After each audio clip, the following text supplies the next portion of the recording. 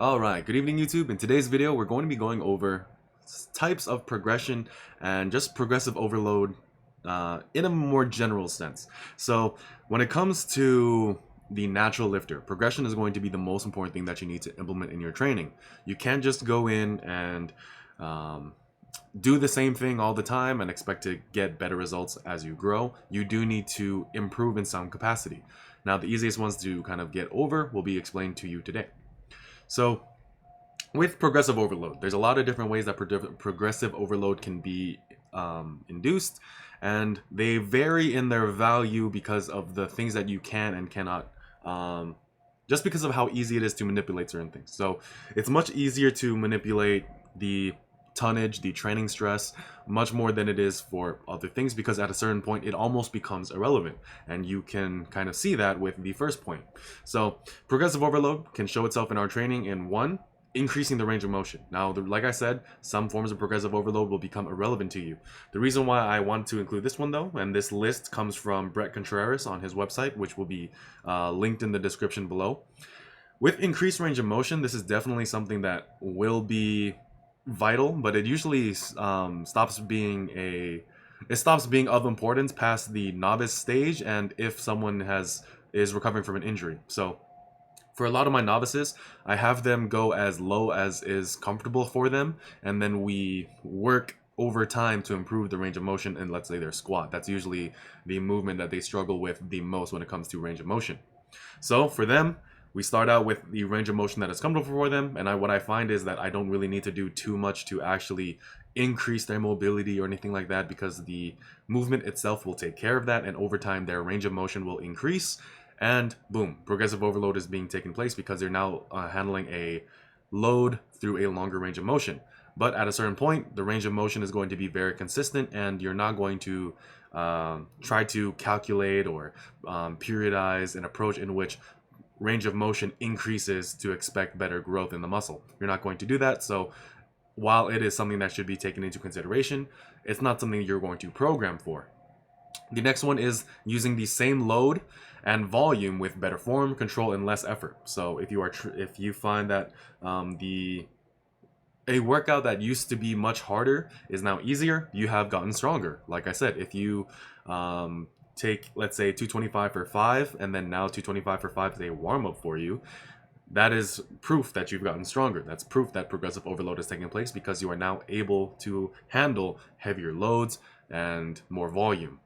Next is just lifting heavier loads, just lifting heavier weights. Like, if you can lift heavier, you've gotten stronger, and you've more than likely built muscle. Now, there are some stipulations with that, because let's say you've added 10 pounds to your bench press, but you've gained 20 pounds. Yeah, you probably need to calm that down a bit. That's not real strength progression there. Anyway, next, lifting the same load and volume in less time, so using less rest. Rest is something that can be used to increase the difficulty of your training, as well as present a new stimulus, because when you enter each set, you are entering it slightly more fatigued than you usually would. But like I said, while this is a variable that you can manipulate, it's usually one that you will not manipulate all that much when it comes down to like how you manage your training. So, not saying it's irrelevant, but it's not really something you will actively control. Then the next one is just doing more work in the same time. So let's say you have an hour to work out, and you find that you are able to get through your usual workout, your usual 1 hour workout in 45 minutes. Now you can add in a bit more work. So yeah, if you learn how to make minute rice in 58 seconds, there's something you can do with those 2 seconds that'll make that minute rice a bit better. Horrible analogy, but it's what came to mind because I like that joke. Anyway, so the next thing is just lifting the same load and the same amount of volume for more often. So in the training week, so let's say you go from a 3 times per week program, and you have 2 days, so it's an A-B split, and then you usually do like A-B-A on one week, then B-A-B on the next one. Well, one thing that you can do as you continue to advance is you do A-B-A-B, and then the next week B-A-B-A. That's something that you can do, and then that's a way to drive up frequency, drive up volume, because now you're doing more work in the same time frame. Next would be doing the same amount of work at a lower body weight. So let's say you lose 20 pounds, like 20 pounds body weight, but you don't lose any strength on your lifts. that's a good sign. That typically means you either built muscle or just at least maintained it, which is the goal of any cutting phase. Then finally, the last thing you can do to induce or display progressive overload or anything of that extent would be to include intensiveness. I totally misspelled that. Intensiveness techniques. So things like forced reps. So pushing beyond failure, doing things like negatives, drop sets, static holds, rest pause, partial reps, supersets, cluster rep sets, myo reps. These are all things that you can implement to push things a bit beyond failure, and then hopefully after you recover, you are then able to get bigger muscles, lift heavier weights. Now, for power building, like I said, when it comes to just general strength programming, the things that you are going to manipulate the most often is really just tonnage, sets, reps, and weight. There are other things and other variables that you can implement, but they're usually things that you take care of after these have been taken care of. And before I continue, I'm going to kind of give you like a preview into a video I'm going to be presenting in the near future, and it's going to be about programming. And the number one most important thing about programming is, first of all, consistency and effort. So nothing that will, like, I've already touched upon this in another video, but nothing will ever be complete without those two things. So you need to find a way to train consistently, and you need to find a way to train with a lot of effort. But anyway, so here, like, even when you manipulate sets, reps, and weight, they need to be done while keeping in mind how can you train consistently and how can you train hard. So the reason why frequency is usually not something you will manipulate all that much is because training frequency, while it can drive up training volume, it just kind of depends on the goal and strength gains. It's really not all that important for hypertrophy, as we found. And also training splits are usually just personal preference. Like, obviously there's going to be some splits that are more productive for certain goals than others, but at the same time, if you find it allows you to train consistently and it is effective enough for you, then just stick with that.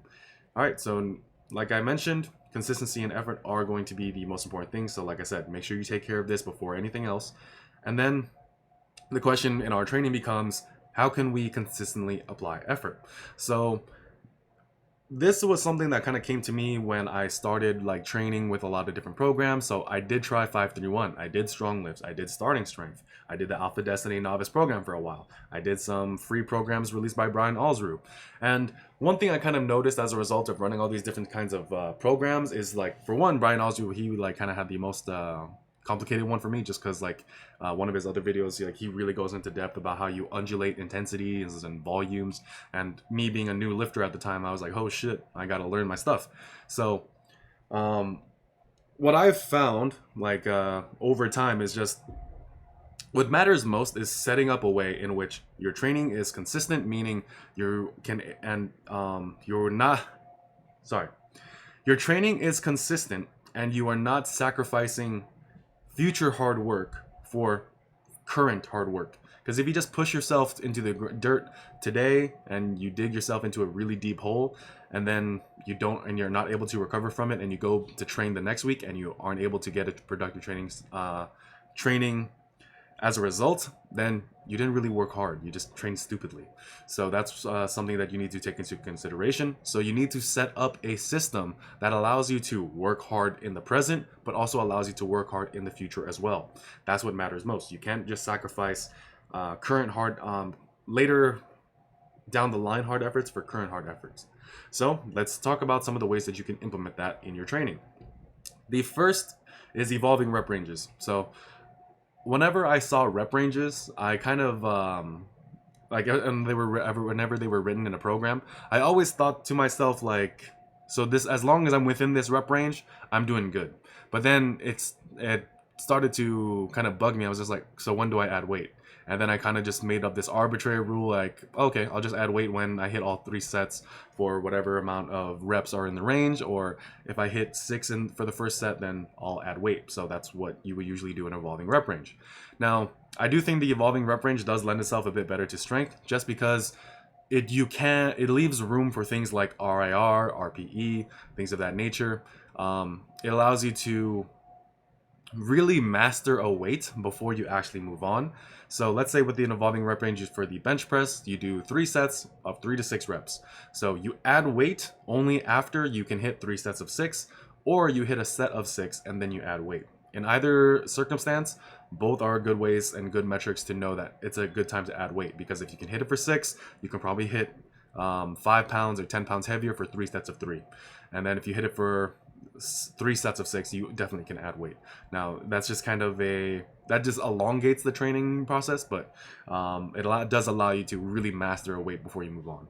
And like I said, great for strength. Now with the rep goal system by Steve Shaw, at least that's the first person I've seen use it. This is a bit different. So this is just like a oversimplification of his method, but let's say you're trying to hit 20 reps in 3 sets, and then once you can hit that amount of weight or hit that amount of reps in that condition of 3 sets, then you add weight. Now the thing is, this is very similar to evolving rep ranges, but what sets it apart is the fact that every single set is an AMRAP. Every single set is to technical failure. So one thing I forgot to mention, and this is really important, progressive overload should never take place in the absence of good technique. So technique has to be maintained. If you're going to add reps, if you're going to add weight, if you are going to train more frequently, if you are going to do anything that we mentioned, decreasing the rest times, anything of that nature, you do need to keep your form and technique perfect, no matter what. So, but anyway, with the rep goal system, you train to technical failure on every single set, and there's no RIR. You're going to like a RPE 9, RPE 10, but from a technical standpoint, not true failure. Then we are going to look into 2 other things: wave loading and step loading. So with wave loading, there's 3 ways that you can go about this, or 2 ways, I mean to say. So the first way is a volume wave. So with a volume wave, you are going to start out, let's say in week 1, you do 3 sets of 10. Week 2, you do 4 sets of 10. Week 3, you do 5 sets of 10, and then you go back down to 3 sets of 10 and add weight. The other option, if you want to kind of add weight a bit sooner, is you go from 3 sets of 10, 4 sets of 10, 5 sets of 8, so you take down 2 reps, but you add slightly more weight. I found both to be effective, but wave loading is something that you do need to start very light with, because you are going up in a wave, or you're going up in volume very quickly. You're adding 10 reps each week. So it can really creep up on you. So that's why you need to really start light. But this is great for like adding volume over time. This is kind of like the RP, Mike Ezertel kind of way of doing things, like adding sets within a mesocycle, which isn't my favorite way of doing things. But if ever you are, let's say you didn't train for quite a while, this is one of my favorite ways to just get back into it. Start with a really light, manageable weight. Do 3 sets of 10, because that's easy to recover from. Do 4 sets of 10, slightly harder. Then 5 sets of 10, go back down to 3 sets of 10, and build back up. This is a great way to just accumulate a lot of work and then give yourself a lot of room to move forward. The second way are intensity waves. So let's say you are going into a training block where you do, let's take 5s, 3s, and 1s, for example. So week 1, you do 5s. Week 2, you do 3s. Week 1, you do 1s, and then you go back to 5. And then week 4, you go back to 5s. So 5, 3, 1 is a great example of these intensifying waves. Another way to kind of go about this is to actually wave in the sessions themselves. So let's say you do set 1 is 5 reps. Set 2 is 3 reps. Set 1 is 1 rep. But it's at 70%, 75%, and 80%. Next week, you do 5, 3, 1 again. So set 1 is 5, set 2 is 3, set 1 is 1, but you start out at 75. So rather than 70, 75, 80, you will now do 75, 80, 85. And then you repeat that process. That's how you can do an intensifying wave. This is kind of useful for strength as well. But you will run into a wall fairly quickly, just because linear progress is never linear. Like, even if the program and the periodization that you're using is, progress itself isn't. You typically find that linear progression works just because you started so light to begin with. And then the other times that it works is like if you're a novice. So a couple ways you can go about that is, let's say you use a weight you use a movement you are a novice with, so it's a new movement to you. Then linear progression can work because you are becoming more neurologically efficient with a new movement. And then finally, step loading. So step loading, I would say, is very similar to like evolving rep ranges, but a more static way of going about it is just, let's say you do 3 sets of 10 for 3 weeks. After those 3 weeks, you bump up in weight, but you take a bigger jump. So that's usually the logic of most step loading protocols. So that's kind of just a wide variety of different ways to kind of progress. So with this video, I kind of was unsure about how I actually wanted to kind of present it, because should I present it as programming or strength training? And I decided to include it into the strength series just because when it comes to power building, powerlifting, you do need to lift heavier over time. Now, when it comes to the programming series, where I'm going to go over this a bit more in detail when it comes to actually putting together these concepts and these ideas into an actual training plan, then it'll make a little bit more sense. But I did want to kind of get you guys exposed to different ways that you can really push intensity in your own training. So that's it for this video. Thank you so much for watching. My name is King, StanStrength.com. I'll see you in the next video, and peace.